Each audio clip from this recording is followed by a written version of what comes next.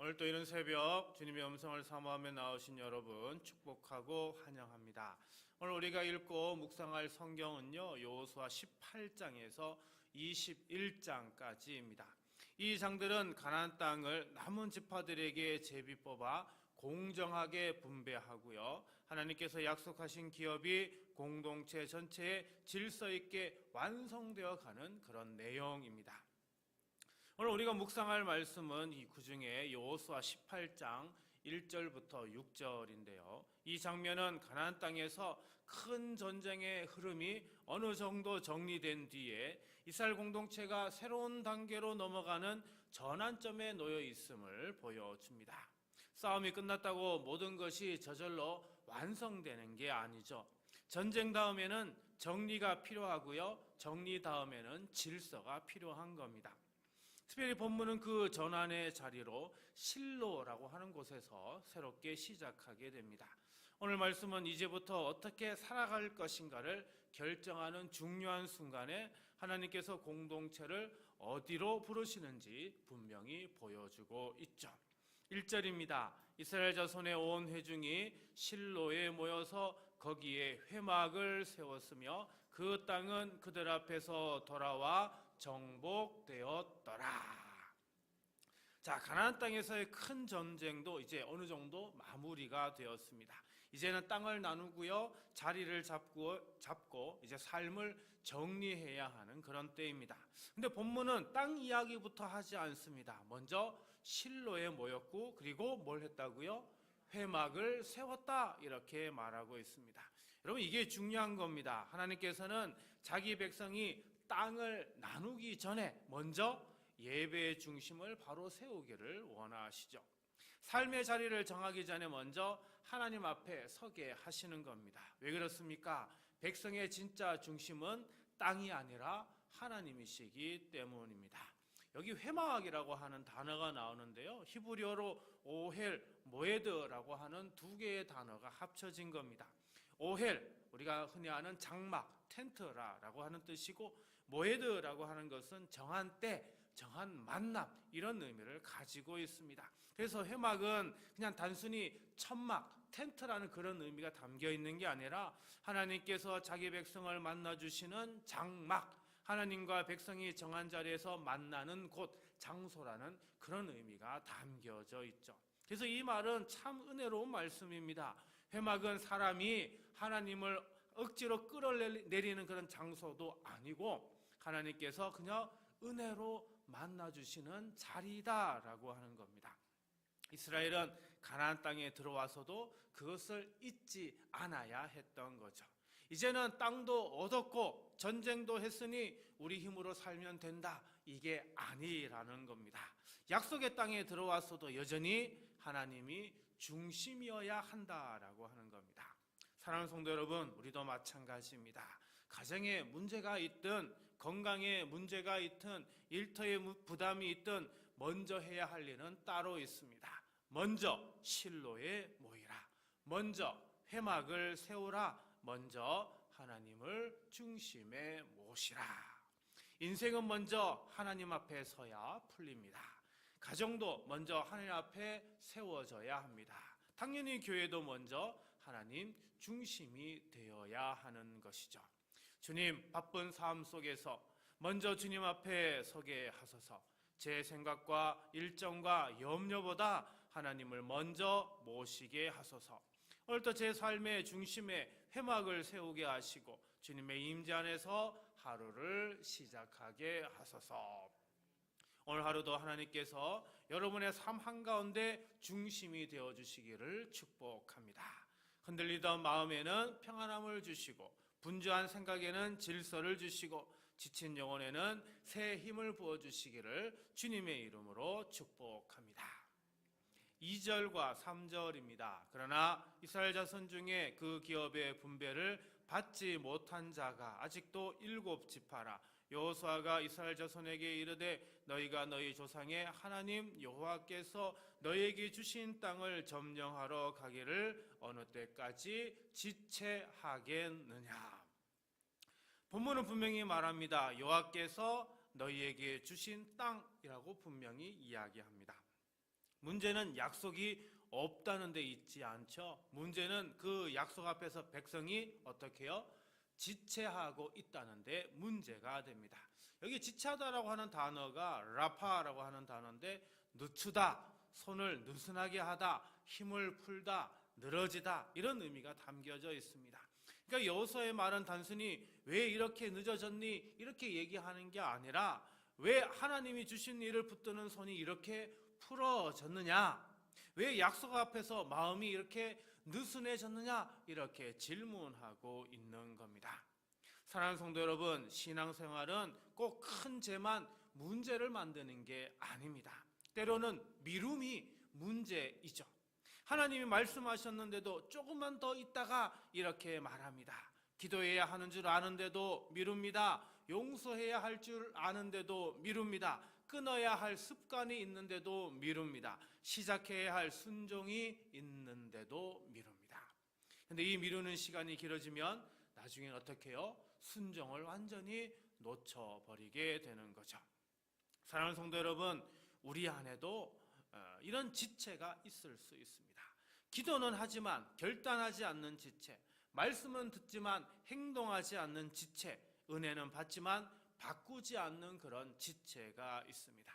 오늘 본문은 그런 우리에게 이렇게 말합니다. 이제는 미루지 마라. 하나님이 주신 말씀 앞에 다시 서라. 약속을 붙들고 한 걸음 내디뎌라.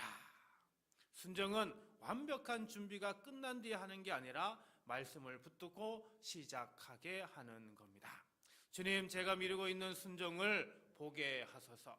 하나님이 주신 말씀 앞에서 더 이상 머뭇거리지 않게 하시고 풀어진 믿음의 손을 다시 굳게 하셔서 오늘 순종의 첫 걸음을 내딛게 하소서. 주님께서 여러분 안에 두려움과 미움을 끊어주시기를 간절히 소망합니다. 오늘 하루 주님께서 여러분에게 약속을 붙들 힘을 주시고 지체하던 자리에서 다시 일어설 담대함을 주시기를 간절히 기도드립니다. 4절입니다. 너희는 각 지파에 세 사람씩 선정하라.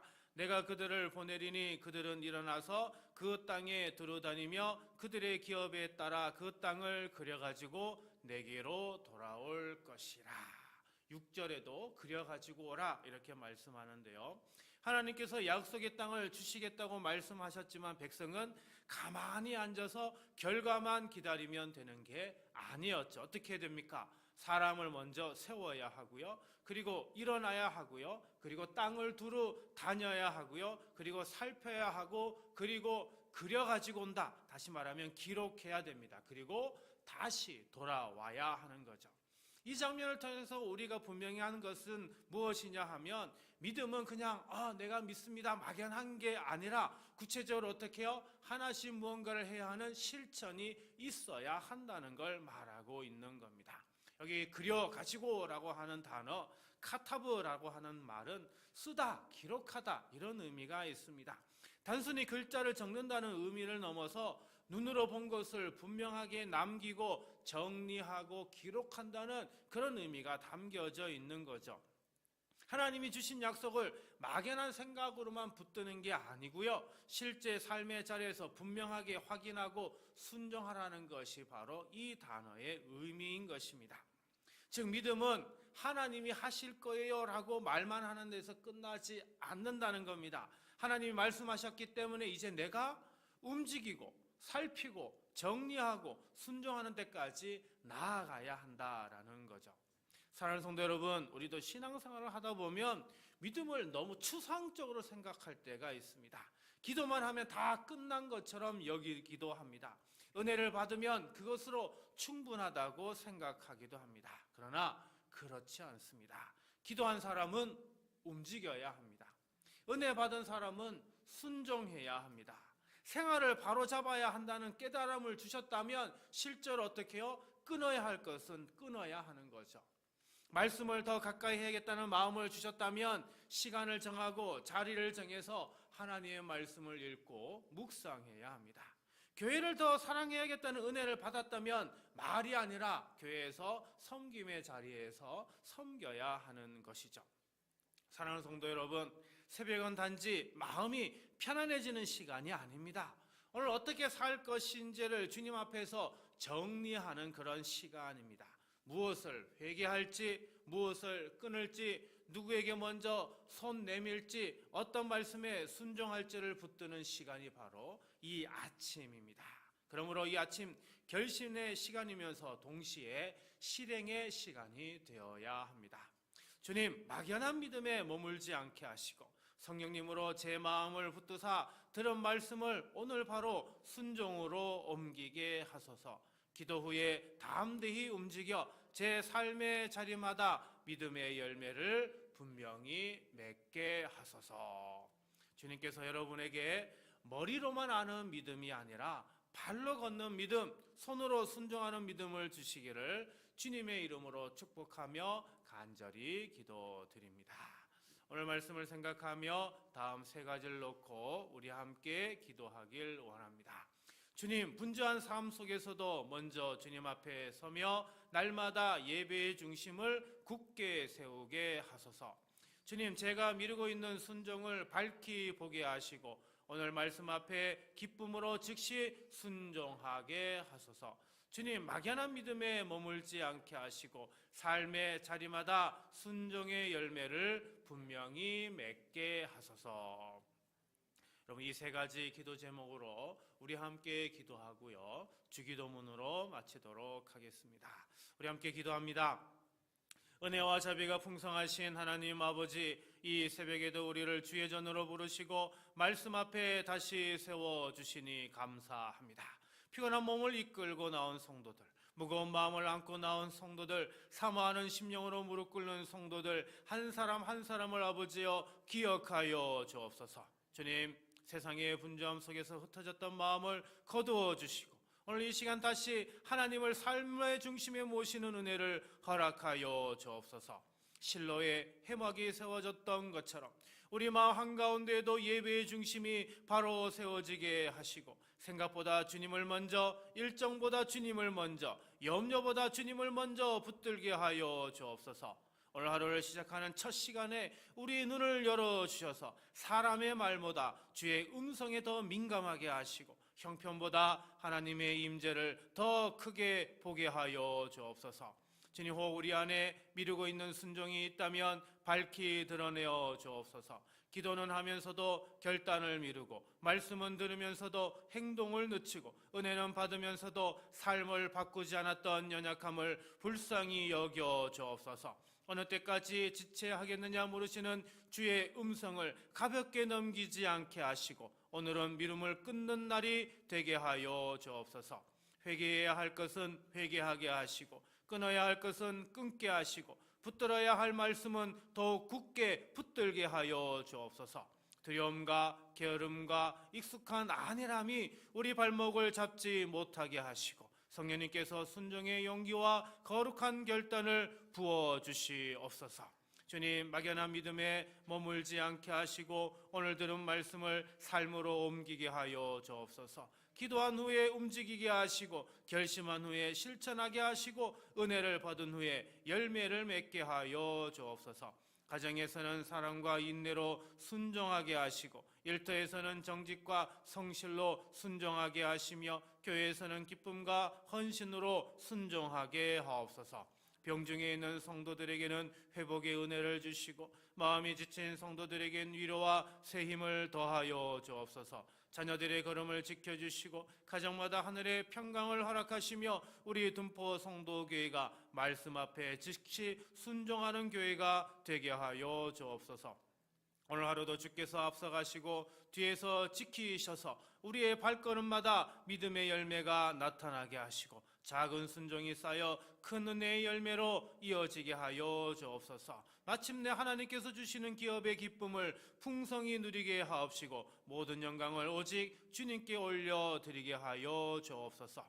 이 모든 말씀 우리 주 예수 그리스도의 이름으로 축복하며 간절히 기도하옵나이다. 아멘.